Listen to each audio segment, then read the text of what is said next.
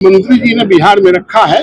उसका पहला विद्यालय मिलर स्कूल को उन्होंने चुना और मिलर स्कूल को बेहतर से बेहतर बनाने के लिए पुराने हेरिटेज को भी रखते हुए और नया इंफ्रास्ट्रक्चर और नए तकनीक से पढ़ाने के लिए बच्चों को और यहाँ ट्यूशन कराने के लिए जो उसको क्या कहते हैं आजकल कोचिंग क्लास करने के लिए भी निर्देश दिया है। जो जरूरत होगा अप टू डेट सामग्री वो सब मुहैया कराएंगे। सर खर्च निजी होंगे या फिर सरकार? अरे निजी कहाँ से, सरकारी विद्यालय तो निजी आप दीजिएगा। गोद लेने की बात हो रही है तो गोद में बच्चा के लेते हैं तो क्या करते हैं, गांव वाला सामान खिलाते हैं कि जगह रहता है वही खिलाता है। राजा हुए हैं बिहार के। आप लोगों के लिए कितनी खुशी की बात है? अरे हमारे लिए खुशी की बात नहीं, आपके लिए भी खुशी। आपको ना अंबानी के क्या घर से आए हैं, आप भी यही साधारण परिवार से। ये बिहार के लिए ये एक बहुत बड़ा दिन है और आदरणीय मुख्यमंत्री जी को अभिनंदन करते हैं।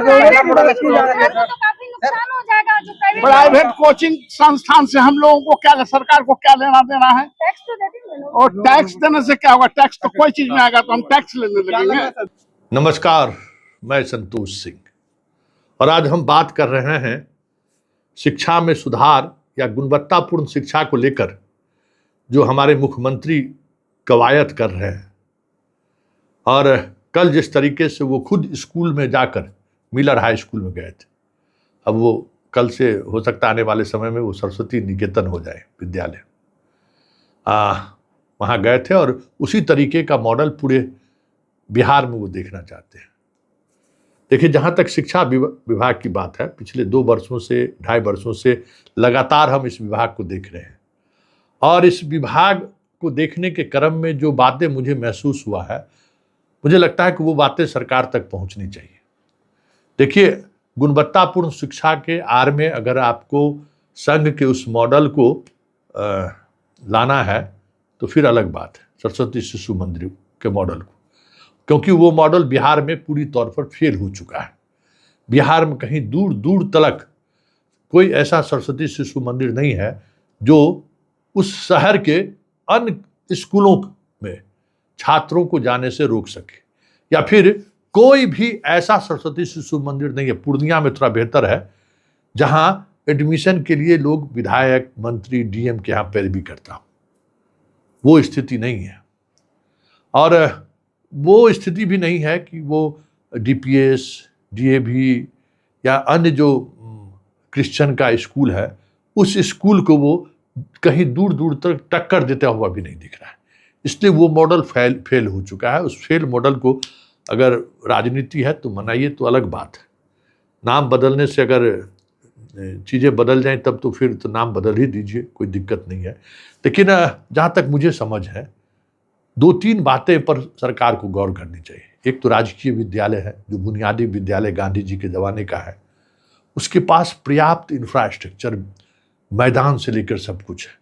वहाँ आप स्वच्छ जो आप चाहते हैं सम्राट चौधरी भाई, जो आप चाहते हैं भाई, वो वहाँ बन सकता है। एकदम जबरदस्त है, उसको आप मॉडल के तौर पर विकसित कर सकते हैं और वो आपको रिजल्ट देगा। हर गांव में वो उस तरीके का स्कूल आपको मिल जाए, एकदम ग्रामीण इलाकों में। उसी तरीके से राजकीयकृत विद्यालय जो बाद के 70 के दशक के बाद में जिसको सरकार ने लिया है, उसमें भी आपको इंफ्रास्ट्रक्चर के लिए जगह मिल जाएगा। खास करके प्राइमरी 75,000 के करीब ये स्कूल है।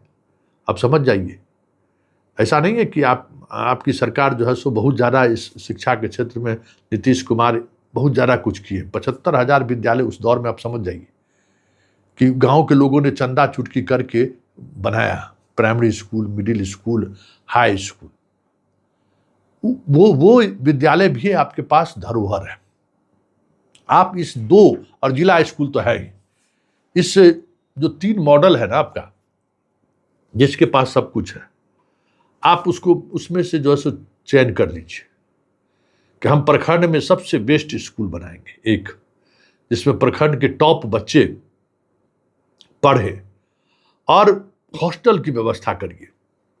क्योंकि आपका मॉडल स्कूल में जितना परीक्षा हुआ और जितने बच्चे चयनित हुए, एक भी नाम नहीं लिखा है जिसका घर से दूर स्कूल था। तो एक प्रखंड में एक लड़का और एक लड़की, हॉस्टल दे दीजिए गार्जियन के हवाले। कि भाई मास्टर साहब को कहिए कि अपना आलू प्याज बाकी चीज गार्जियन से लें, 100-200-500 रुपया लें और वो कर दें, वो स्वाइत्त दे दीजिए। और उस इलाके का कोई रिटायर्ड इंजीनियर, डॉक्टर, ब्यूरोक्रेट कोई हो तो उसको आप जिम्मा दे दीजिए कि एक बार आप स्कूल में घूमते हुए आ जाइए, कुछ मैनेजमेंट देख दिया कीजिए। बैंक का अधिकारी, उन लोगों का मैनेजमेंट बना दीजिए। गार्जियन, बच्चों के गार्जियन का मैनेजमेंट मत बनाइए, वो फेल हो चुका है। इस तरीके के लोगों का मैनेजमेंट बना दीजिए कि उसको खाना में, हॉस्टल में सब व्यवस्था हो। सरकार अपने जिम्मे व्यवस्था नहीं रखे, सरकार के बस के बाहर की बात है।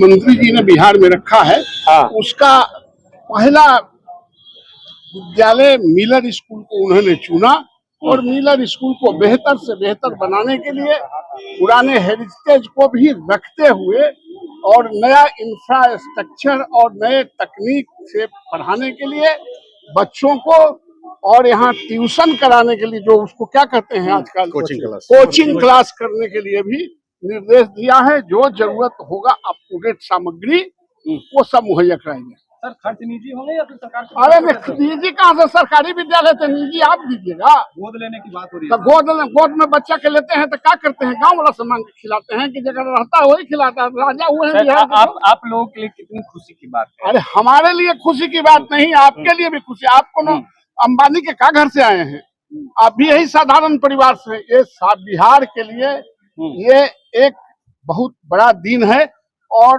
आदरणीय मुख्यमंत्री जी को अभिनंदन करते हैं। प्राइवेट कोचिंग संस्थान से हम लोगों को क्या, सरकार को क्या लेना देना है?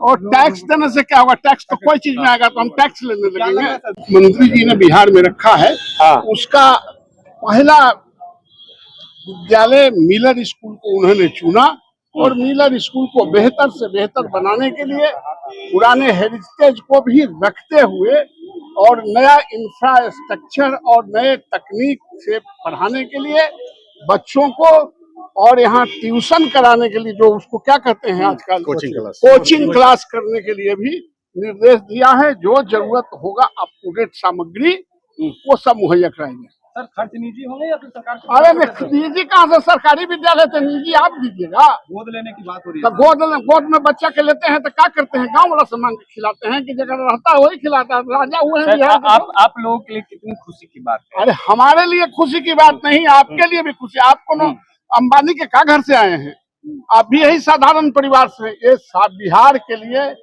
ये एक बहुत बड़ा दिन है और आदरणीय मुख्यमंत्री जी को अभिनंदन करते हैं। प्राइवेट कोचिंग संस्थान से हम लोगों को क्या, सरकार को क्या लेना देना है? और टैक्स देने से क्या होगा? टैक्स तो कोई चीज में आएगा तो हम टैक्स लेने लगेंगे।